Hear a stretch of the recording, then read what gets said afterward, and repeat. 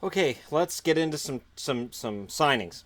Kevin Connaughton has re-signed with Arizona for 1.375 million. Apparently, they knew what he was worth as well. Kyle Rao has re-signed to stay in Minnesota for 700 grand. Riley Sheehan has been re-signed by Pittsburgh at 2.1 million. Devontae Smith-Pelly re-signs in Washington for 1 million even.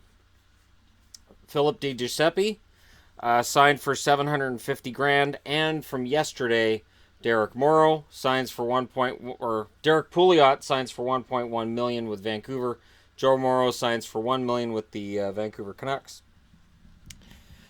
So there's a trend that's going on here that I think is kind of fun.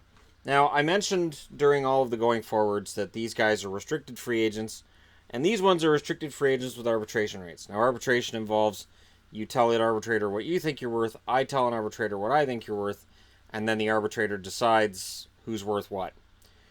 GMs this year looked at that process and went, this is too expensive. I don't want to spend that amount of money on this guy. I'm not going to give him a qualifying offer, meaning he can leave as an unrestricted free agent, but between when I don't tender an offer and July 1st, I'm going to do my best to keep him.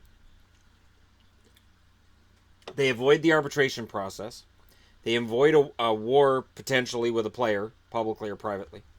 And it works out really well for them. So, if I'm going to gauge these signings, I'll say this. Joe Morrow is an excellent 6/7 defenseman for Winnipeg. Derek Pouliot showed signs of becoming a solid regular defenseman, but he was a healthy scratch a few times in that second half of the season. So I'm fine with him coming back to Vancouver because I don't think they're a contender this coming season anyways. Devontae Smith-Pelly coming back to Washington means they're not really losing much. Grubauer is the name that people put up. Like, well, they lost Grubauer and Orpik. They may get Orpik back on the first, and losing Grubauer as a backup would be a problem, except apparently Brian McClellan is willing to give Phoenix Copley the job. Or give it to Samsonov if Samsonov comes over and proves he's ready. So, at least publicly, there's no panic from Washington about losing their backup. Sheehan remaining with Pittsburgh means that they're solid down the middle, and Connaughton remaining with Arizona makes sense because I think that's the best he's played since he reached the NHL. I remember Kevin Connaughton when he was a farmhand for the Canucks, and great on the power play, great shot, but overall, you know what it is? It's because I got too much weight on. There we go. If I back up, it's fine. And I'm not going to do a second take. We're going to get it. We're going to do it live. No, I'm just kidding. But yeah, he's Connaughton is kind of one-dimensional, but it is a pretty good dimension.